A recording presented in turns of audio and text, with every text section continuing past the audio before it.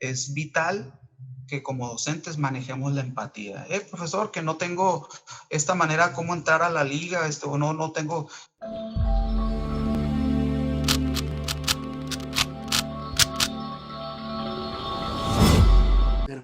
Desde el centro de operación de nuestras respectivas casas, el equipo en educación les da un saludo a todas aquellas personas que nos siguen y nos escuchan. Hoy, de nueva cuenta, nos encontramos en una nueva emisión de este segmento, Una charla con, donde entrevistamos a docentes, personal educativo, administrativos, de diferentes actores relacionados al área de la educación. Y hoy me toca ser moderador a mí, Jorge Iván Chavarín Montoya, y hoy traemos un maestro muy especial, el profesor Manuel Anistro. Muy buenos días, profesor, porque ahorita son buenos días en lo que hacemos la Hola, muy entrevista. buenos días, Iván. Gracias ahí por el decoro de lo especial. Para mí también usted es un maestro muy especial. Muchas gracias. Gracias, muy amable para servirte. Ok, muchas gracias. El profesor Manuel Anistro actualmente trabaja en la Escuela Preparatoria Emiliano Zapata. También tiene algunos cargos administrativos, pero aquí la cuestión, profesor, háblenos sobre su labor docente, cómo inició, cuáles fueron sus primeros pasos como profesor de preparatoria, cuál fue su origen. Muy bien, mira la situación de haber caído aquí en las aras de la docencia. Fíjate que fue totalmente circunstancial. Afortunadamente, creo que caí en un lugar donde debí caer, pues, si no, pues hubiera salido por piernas, ¿no? Un servidor, soy informático y cuando salí de la carrera empecé a trabajar en ese ámbito, ¿no? En una empresa privada.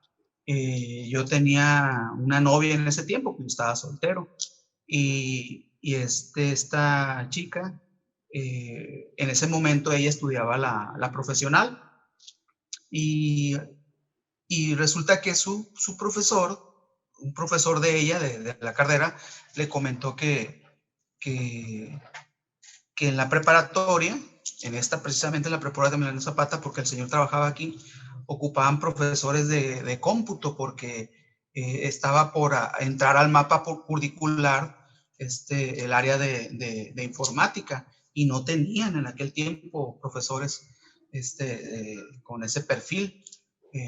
Había profesores que ya estaban insertos, muy interesados, preparándose, pero no tenían gente que tuviera la carrera. Entonces, ella le dijo a la muchacha, y la muchacha me dijo a mí. La verdad, yo no mostré mucho interés, pero finalmente vine, ¿no? Vine a la prepa, se acababa de cambiar para acá, vine y para no hacerte la más larga, hice un examen y quedé, y empecé con 2 grupos en el 93, si bien recuerdo. Y fíjate que cuando empecé a trabajar con los chicos y a dar clases, me enamoré de la docencia, porque para mí es lo metacognitivo, es decir, el darte cuenta cómo aprendes enseñando, me fascinó, me gustó muchísimo, y lograr formar de alguna manera a los chicos, y me quedé. Entonces, por ahí son los orígenes. Sí, hubo una pregunta. Hubo un momento donde estuvo trabajando todavía en la empresa y dando clases. Sí. ¿Y cómo era ese dualismo entre el trabajo de informático y luego dar clases? ¿Cómo se dio ese momento? Pues creo que lo logré combinar. No obstante, como el trabajo ese era en una refresquera, no sé si la recuerdas, se llama Exe. Sí, claro. El embotellador estaba para allá a la salida Limón de los Ramos. Era salir para allá y era agarrar carretera unos 10 minutitos. Y lo que se me complicaba era salir de aquí en la mañana, daba clases de 7 a 8 y media, las 2 primeras horas, y salía corriendo para allá, pero súper encantado, Iván. Llegaba yo allá y tenía un amigo que trabajaba conmigo en la oficina, y me preguntaba, y yo muy entusiasmado le decía que había trabajado ese día, cómo se portan los muchachos, el relajiento, bla, bla, bla, todas esas cuestiones cotidianas de la misma clase. Sí, creo que no tuve ningún problema para para alternarlo, ¿no? Allá yo era programador y operativo del software que ya existía ahí. Entonces, no hubo ningún problema para alternarlo. Me dieron una oportunidad ahí, afortunadamente. ¿Y en qué momento decidió irse por el lado de la docencia completamente? A ver, estamos hablando de septiembre. Para principios de diciembre yo ya estaba diciéndole a mi jefe inmediato que iba a tener que dejar la embotelladora, y que me iba a dedicar a la docencia, iba a hacer carrera ahí. Así lo hice, dejé la refresquera y dejé dinero, Iván, y porque ahí era donde, ese era el cheque grandecito, pues. Sí. Pero pues dado que iba empezando, no tenía afortunadamente responsabilidades, vi carrera acá en la universidad. Entonces en enero del 94 ya estaba con un grupo más, y a partir de ahí poco a poco fui creciendo en carga. ¿Y qué encontró en la docencia que usted dijo, aquí, me voy por aquí, no me voy por el lado de las empresas? Digo, había salido de informática, su experiencia dando clases pues iba empezando. ¿Qué fue lo que le atrajo de ese mundo de las clases, de la educación? Pues mira, eh, te mencionaba hace rato que me encantó el tener la posibilidad de constantemente estarme preparando, porque dar clases implica la mejora constante, ¿no? Entonces, la tirada mía en ese momento era estar en la media superior, pero en algún momento ir a la facultad de informática, ¿no? Porque a mí lo que me fascinaba en ese tiempo y todavía es la programación. Entonces, me di cuenta de que iba a ser de más compromiso el dar la cara a los jóvenes, enseñando lo que yo aprendo, que estar en algunas empresas, utilizando software que yo no hice, pues porque en su mayoría donde trabajé, eh, era poco el software que yo podía diseñar, porque como era muy joven, la confianza no era del todo la óptima, ¿no? Entonces, yo me di cuenta, te repito, que la docencia, como implica un compromiso de formación constante, iba a ser de mí un excelente programador y a su vez un maestro de la Facultad de Informática, ¿no?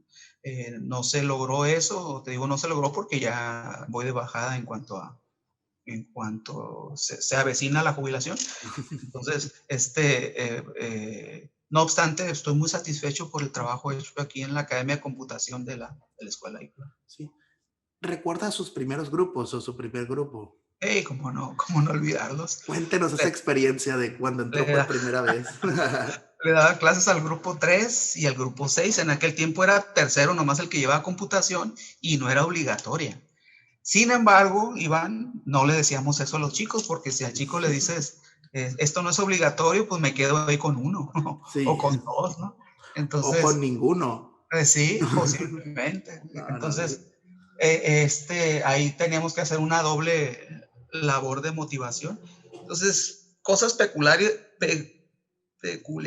de esos tiempos era, por ejemplo, que pues yo tenía 22 años, salí joven de la carrera porque la hice en 4 años en el TEC de Culiacán. Cuando yo llegaba aquí a la escuela no me dejaban entrar los vigilantes porque pensaban que era un estudiante que había llegado tarde a dar a clases, pues.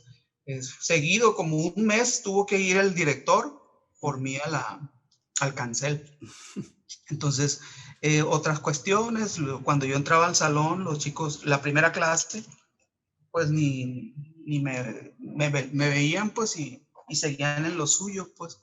Se daba mucho que me confundían con uno de ellos, pues. Sí. Precisamente esa cercanía en edad, porque pues ellos eran de tercero, andaban en los 17 años, yo tenía 23, 22, y llevaba 5 años. Eh, pues creo que fue un reto con ellos, el, el, el lograr captar su atención, porque cuando te ven jovencillo, creen que pueden, pues, tratarte como uno de ellos, pues, y a lo mejor evadir sus responsabilidades, pues. Sí. Ese tipo de cosas sucedían, ¿no? No obstante, creo que los resolvía en 2, 3 semanas. Yo tenía que entrar ahí medio con la espada desenvainada, ¿no? Para lograr atraparlos, y ya luego yo le bajaba, ya a mediados del semestre, ya el trato con ellos era más empático, pues, y ya creo que me ganaba a los grupos. Sí, porque es algo muy usual que pasa para los maestros de preparatoria. Yo lo he vivido, varios compañeros de la Ajá, preparatoria lo han vivido.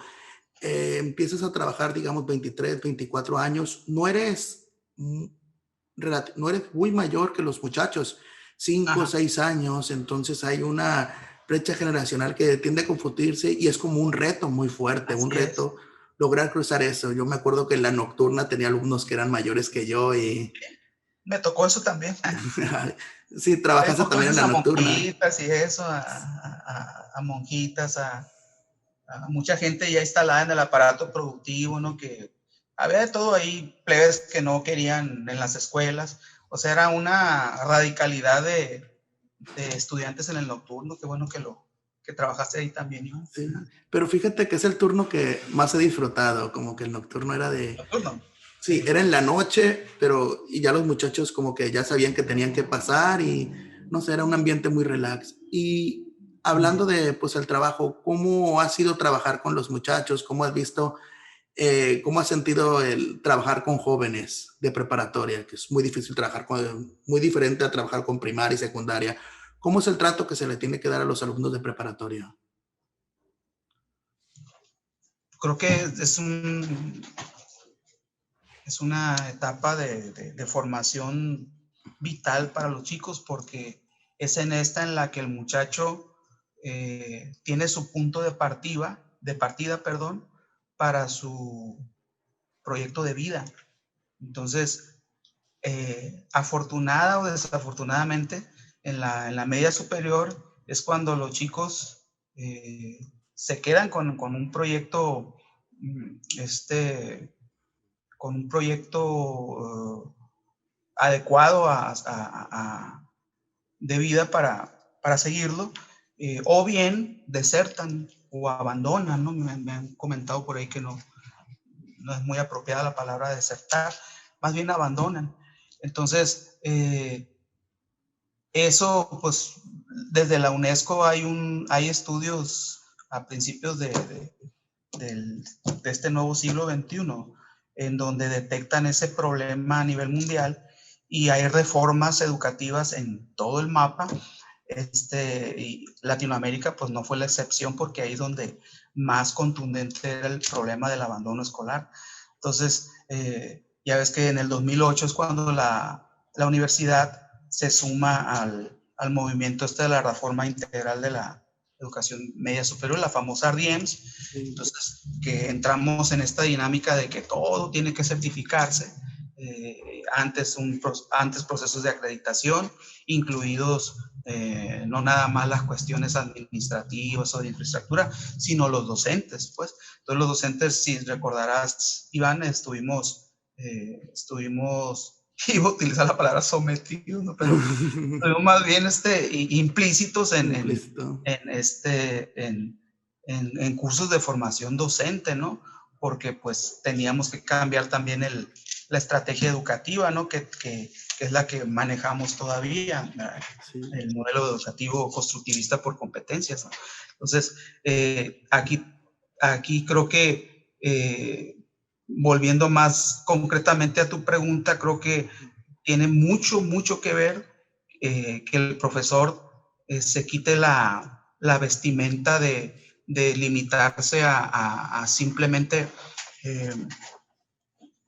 eh, vomitar sus conocimientos, voy a decirlo así, y para ser muy radical, y ahora dedicarse a compartir sus conocimientos. El que comparte no es simplemente una persona que está al frente. Para que alguien te comparta, tiene que regalarte empatía. Entonces, no se trata nada más de enseñarles, se trata de como decíamos hace ratito tú y yo previo, atrapar a los chicos. Atrapar a los chicos. Y ahorita que hablamos de estudiantes, de los retos del profesor, pues ahorita siempre cuando se habla de educación, el punto fuerte en estos tiempos es la educación en pandemia. Se ha hablado sobre la educación en primaria en pandemia, esos modelos de aprende en casa, pero ¿cómo ha sido esta educación de pandemia para los maestros de preparatoria? Ya Todo un hablando con... reto, todo un reto definitivamente. Hay un relevo generacional en la planta docente de la educación media superior y también de la superior en la universidad. Desde finales de los 80s empezó a jubilarse muchísima gente y empezó este relevo. Del 2010 en adelante entra otra camada de jóvenes, por eso Iván ves a muchos profesores jóvenes aquí en la escuela, recién ingresados. Entonces, eso nos ayuda mucho tener docentes jóvenes que pues están a la vanguardia en cuanto a dominar las TICs. Sin embargo, tenemos docentes, la mitad de ellos son docentes vamos a llamarles de la vieja guardia, aunque no son muy grandes, ¿no? Pero no son nacidos en la era icónica, pues han aprendido en la marcha. Entonces, ha sido todo un reto, Iván, el manejar la educación a distancia, porque no es la manera óptima de formar a un chico. El persona a persona es sumamente importante para que se logren los objetivos que están plasmados en los programas de estudio de DGP. Ha sido un reto. Yo creo que si logramos en cierta forma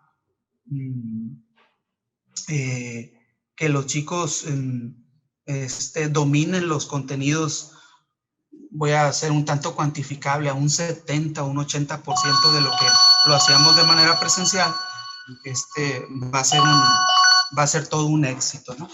Ahorita te devuelvo la llamada. Así la cosa. Entonces, sí, ha sido muy complejo. No obstante, la disposición de la planta docente ha sido fabulosa. Han estado trabajando.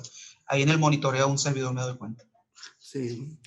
Y en el plano, ya usted como profesor, ¿cómo ha sentido el dar clases a distancia? ¿Cómo ha sentido ese trabajo de dar clases a computación, pues en una computadora, en un modelo a distancia? ¿Cómo ha sido en su trabajo personal?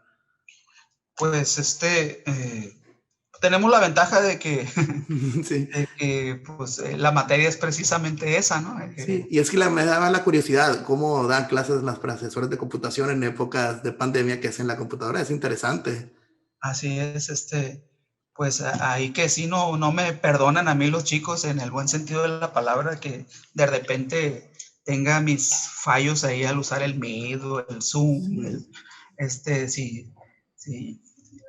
Ya ves que en la marcha nosotros, si somos humildes, podemos decirle a los chicos, yo voy a aprender mucho de ustedes, porque pues soy maestro, pero nunca voy a dejar de ser estudiante, ¿no?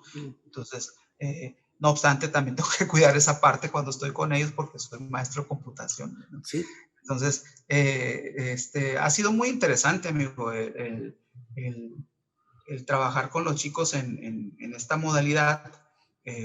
Creo que las cuestiones adversas han sido los jóvenes que tienen escasos recursos para conectarse, pues hay casas en donde hay 2 estudiantes o 3 y si tienen un equipo, pues uno, de repente cuando lo está usando uno, los otros 2 no lo pueden usar, o el teléfono que tienen está limitado, ¿no? Entonces, este tipo de cuestiones han sido las adversas.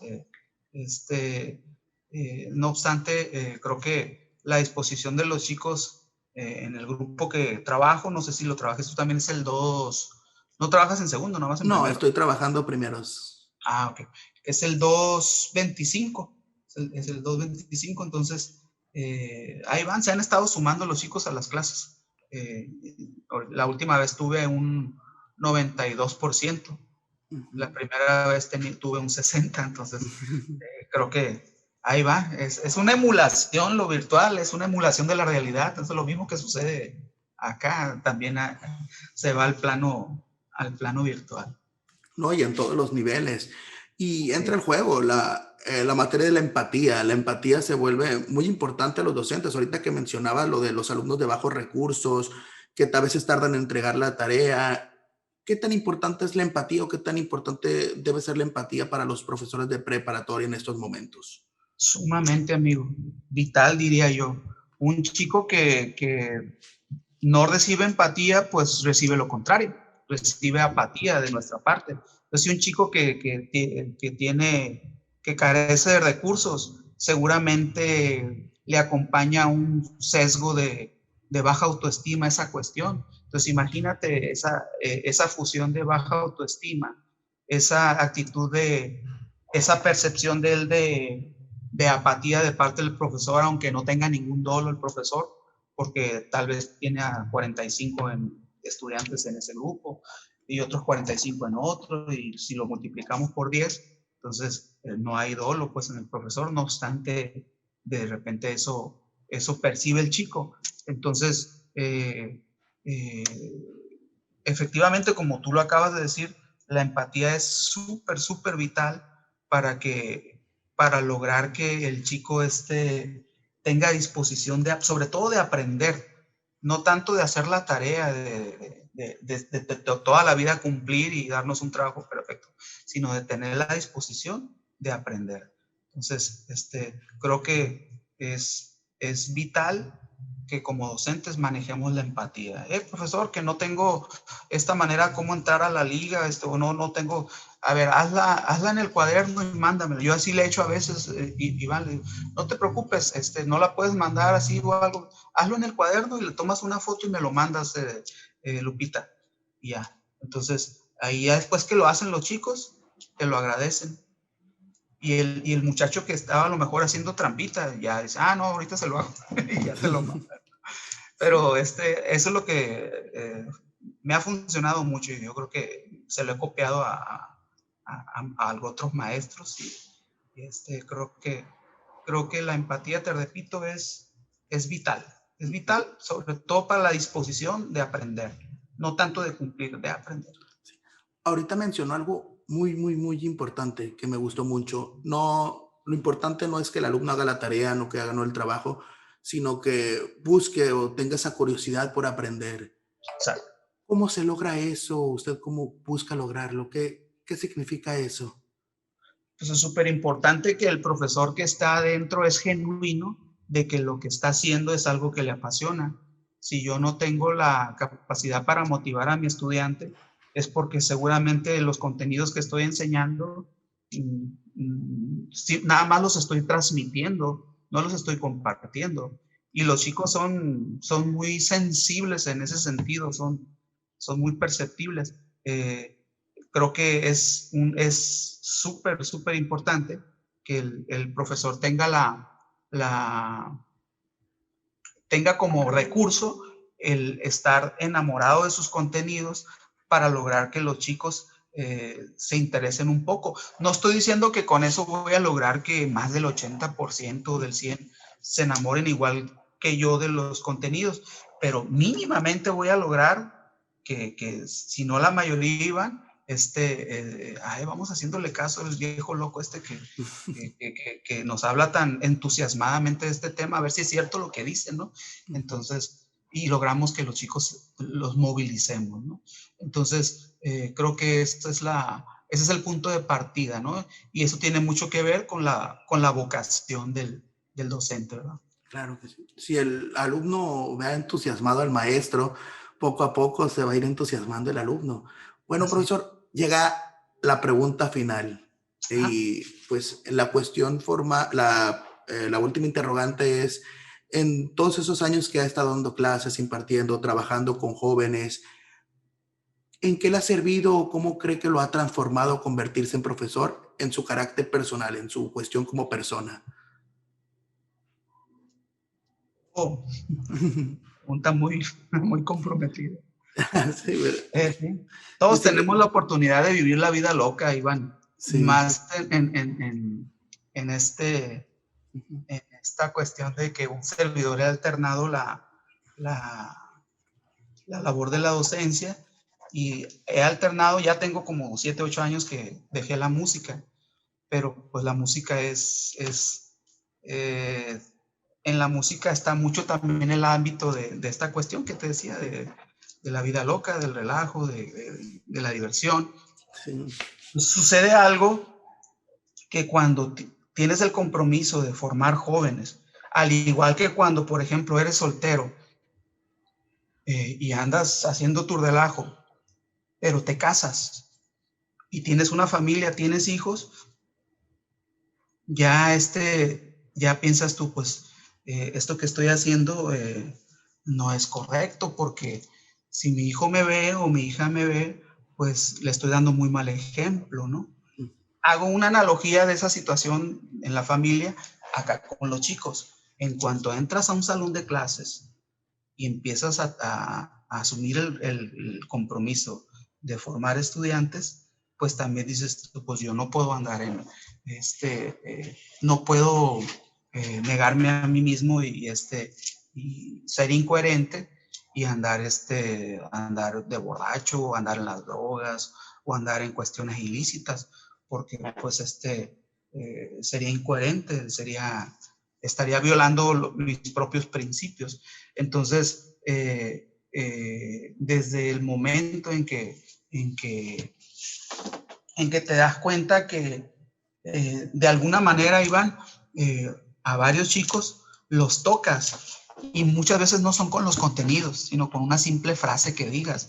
Después te encuentras a los chicos 4 o 5 años después en el centro, por ahí.